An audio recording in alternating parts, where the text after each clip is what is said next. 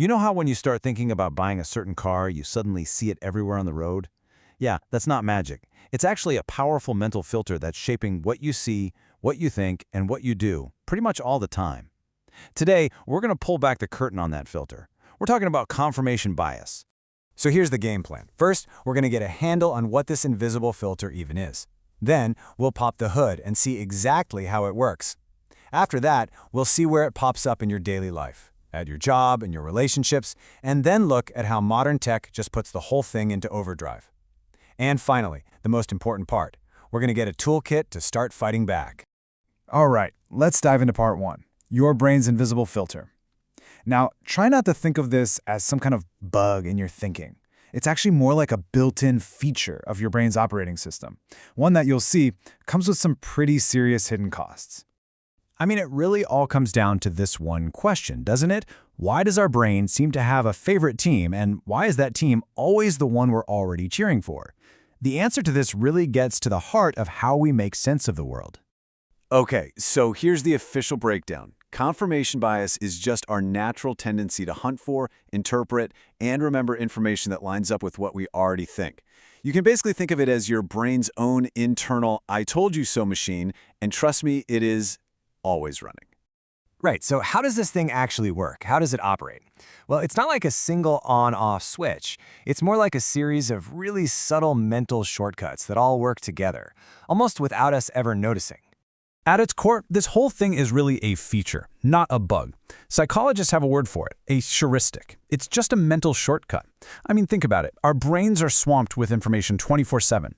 So this is a super efficient way to sort through it all without the mental exhaustion of constantly second-guessing our entire worldview. It's just the path of least resistance. And this breaks down the process perfectly. It's like a three-step combo. First up, you've got selective exposure. We're kind of like a DJ who only plays songs they already know and love, and we just ignore any requests that might ruin the vibe.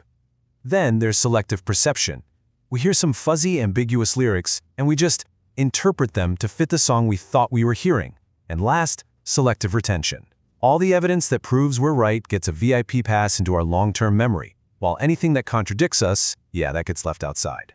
And hey, don't for a second think this is some new problem from the internet age. Nope, the Greek historian Thucydides absolutely nailed this more than 2,000 years ago. We basically just grab on to what we want to be true, and then we use all our brain power to push away anything we don't like. It's just part of being human. Fast forward to the 1960s. A psychologist named Peter Watson made this bias famous with a really clever card puzzle. Now, the details are a little complicated, but the big takeaway is this. When people were asked to test a simple rule, almost everyone instinctively looked for evidence that would prove the rule is true. Almost nobody thought to look for the one card that could prove it is false. It just goes to show, we're born confirmers, not skeptics. All right, enough of the theory and the history lessons. Where does this bias actually rear its head in the real world?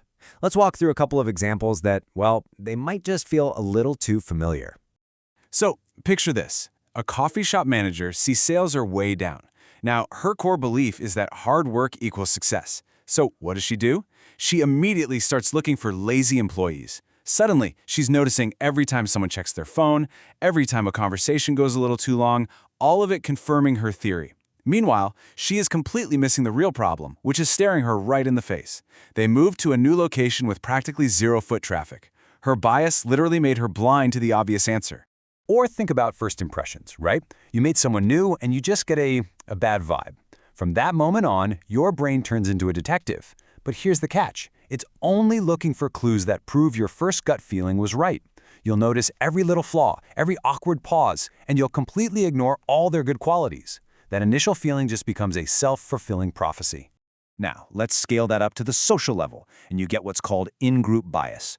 It's simple. We give people in our tribe, our team, our community, our political party, the benefit of the doubt. We look for the good in them. But for the outgroup, people who are different, we do the exact opposite. We see their actions through a filter of suspicion, always looking for something that confirms our existing stereotypes.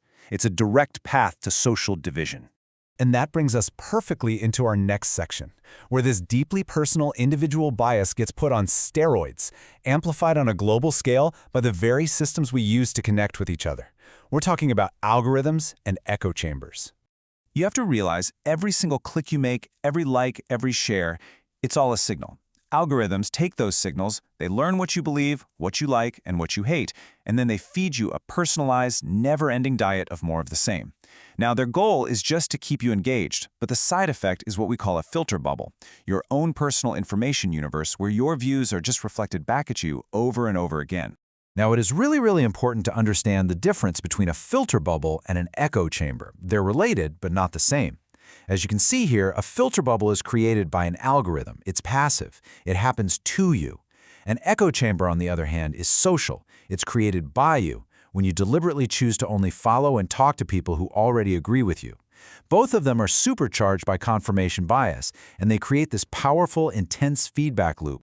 And the results of this? Well, they're huge. This digital environment doesn't just reinforce our biases anymore. It amplifies them. It makes them stronger. It leads to group polarization, where opinions get more and more extreme. It helps misinformation spread like wildfire. Social and political divisions get deeper. It is confirmation bias on an industrial scale. Okay, that all sounds pretty bleak, I know. But it is not a lost cause. In this final section, we're going to get practical. It's time to learn how to fight back against your own inner yes man. Honestly, this analogy is perfect. Confirmation bias is just like having a personal yes man living in your head who just agrees with everything you say. And yeah, it feels comforting, but it completely shuts down any chance of growth or learning.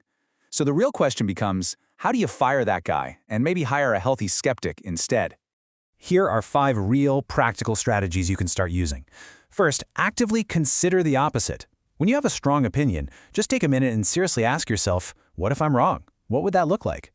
Second, diversify your information sources. Deliberately go read an article or watch a video from a perspective you know you disagree with.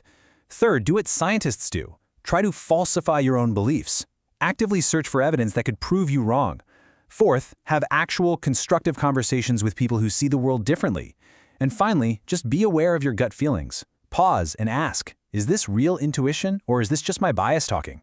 In the end, the first and most powerful step you can take is just being aware that this filter even exists. So, I'll leave you with this challenge. What is one belief you have, big or small, doesn't matter, that you will intentionally question today?